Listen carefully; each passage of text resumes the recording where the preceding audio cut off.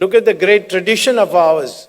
The great tradition of ours is that the Parsis, who are known as Parsis here, lived in big numbers in Navsari. They came because of Islamic invasion of Persia.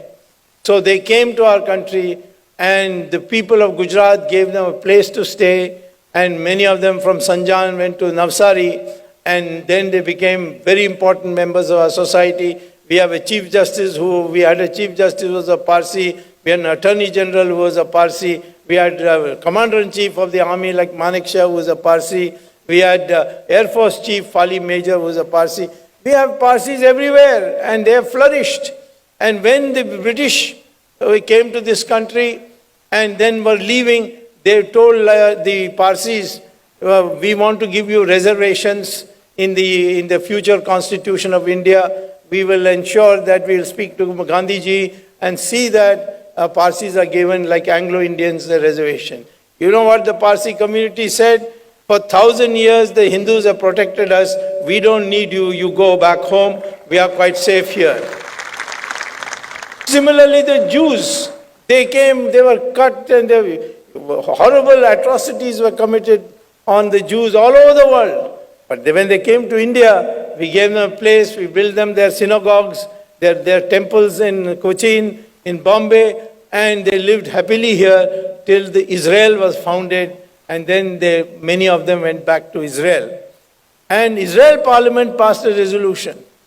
And the first resolution they passed is, thank you, India, the only country where the Jews were not persecuted.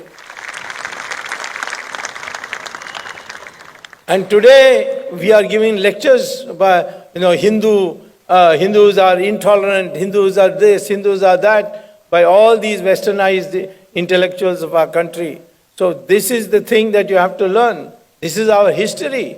We have treated our women the best in the entire history of any country. You find out what was the women's position. Mahabharata took place because one woman's sari was taken off. A war took place where entire country participated in that war, and those who were the perpetrators, they were defeated.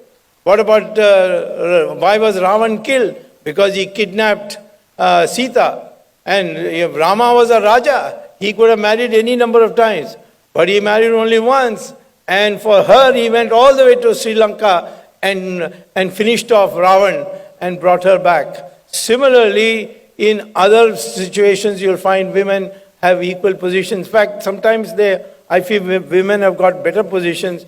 When I was looking at Brahma's cabinet, I found all the important portfolios were being held by women. I found defense was with Durga, finance was with Lakshmi, and education was with Saraswati. So I asked an Acharya, what about male gods? There are no portfolio. He said, yes, one portfolio, information broadcasting to Narad Muni. This is our tradition. Rani Jhansi. Do you know any other country where women have led armies? This is not only an exception. In Karnataka, Rani Chennamma, she also led all through. Or they were advisors, like Shivaji's mother. She used to advise him on strategy. This is the position women had. We lost it because of these invasions that took place. And now we need to restart the whole thing. We are the most developed country in the world. We were the most intelligent people in the world. We produce mathematics, we produce science, surgery, medicines, all kinds of things. People from all over the world used to come. That pride you must have. And that pride of being one Indian. That must come, and see that the world attempts to divide us and create division and to give a bad name to any praise of Hinduism. You will get a bad name as a communal man, as an obscurantist, as a man who wants to kill the minorities. How can a country which looked after minorities, like the Parsis and the Jews and the Syrian Christians, why should we be doing this? Certainly, when we were attacked, we had to attack back. We fought. India is the only country which kept fighting till it got liberation. Take the case of the Parsis, the Zoroastrians who were ruling Persia. Islam invaded Persia, and took over that country and converted 100% of the population to Islam. Only a few survived. They came to India and survived. Similarly, Babylon, Mesopotamia, these countries which are now known as Iraq, they in 17 years they converted the entire population to Islam. Egypt was converted in 21 years. The Christians converted Europe in 50 years to 100% Christians. But in this country, there was a war was waged for 600 years with Islam and 200 years with Christians to the British, and yet we are 82% Hindu. What does that mean?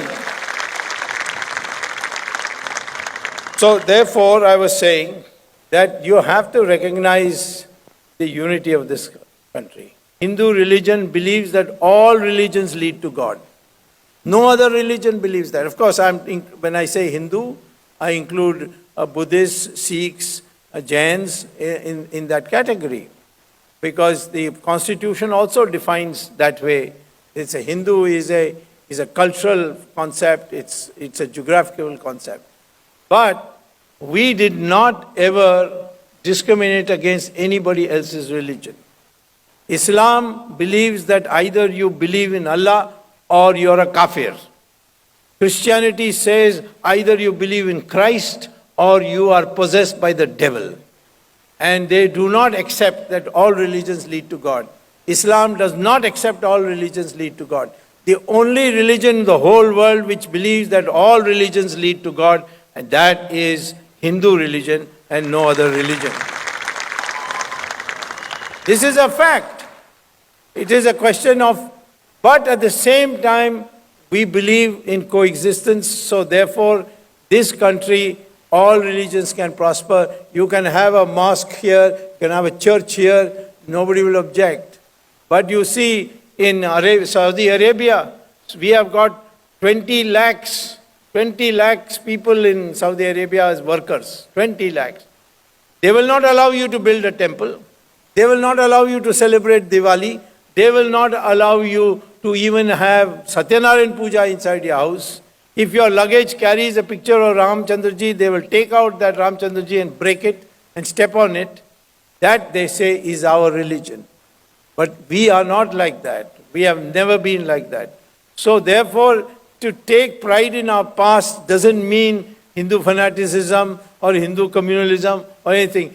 This is our past, where we became the most developed country in the world. And therefore, we must know this is what we are. We are those people who have descended from rishis and munis and from great warriors who have protected this country, fought for it, and kept fighting till the invader left. That is the country that we want to build today.